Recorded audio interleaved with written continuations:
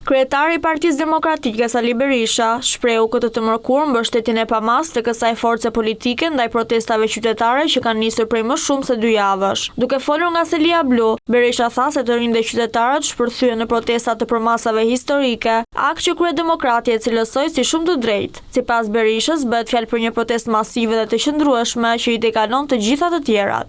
Bëri që të rritë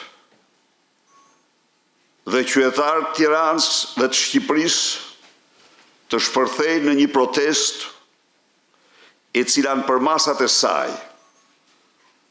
nuk është parë kur në historinë e këtij vendi.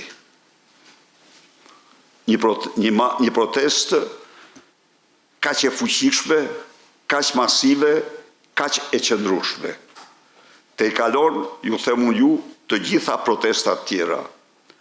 Një protest e drejtë, një protest e cila po të marrim 3 elemente të saj, të parë brutalitetin ndaj qytetarit dhe shkelmimin e të drejtave të tij, brutalitetin ndaj komunitetit dhe rrethimin me tela me gjëmba dhe mungesën e plot 100% të transparencës për një dosje e cila kishte të bënte me një pejsazh të mbrojtur të vendit tonë.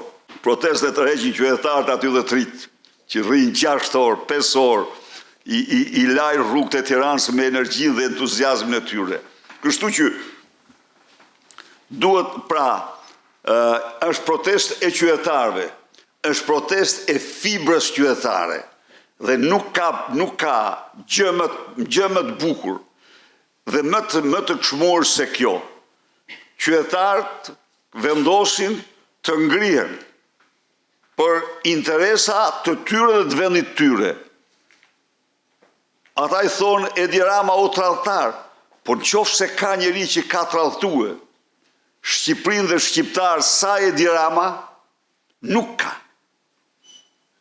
Nuk ka. Dhe thot pse më quajnë tradhtar, si të quajnë tradhtar. Ai është sjell me shqiptarë në Kosovë më i zi se Vučići. Kreu i PD-s u shpreh se Partia Demokratike ka kundërshtuar fuqishëm dhe projektin për paketën e maleve, pasi për Berishën kjo qasje u jep mundësi trafikantëve të pastrojnë paratë e tyre të drogës. Kundërshtuam paketën e maleve. Çfarë ishte paketa e maleve?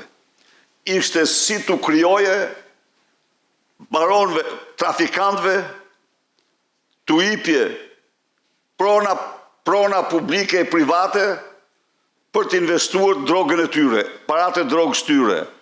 A mund të imagjinoni ju që të përfitojnë nga paketa e maleve investitori në Hamalle? Është gjithsej 30 metra mbi nivelin e detit. 25-30 metra. Të përfitojnë nga paketa e maleve investitori në Maminas. Është gjithsej 70 metra mbi nivelin e detit. Këtu na mbin malet. Pastaj sigurisht pa asnjë lloj, duke marrë tokën me ligjin e tij të korporatës së investimeve, është një ligj që kthen ligjet e 46. Ne i kundërshtuam këto me forcën më të madhe. Më tej Berisha u bëri thirrje të gjithë pedagogëve të universiteteve të mbështesin studentët dhe qytetarët, pasi sipas tij kontributi i tyre është i jashtëzakonshëm për arritjen e sukseseve të protestës.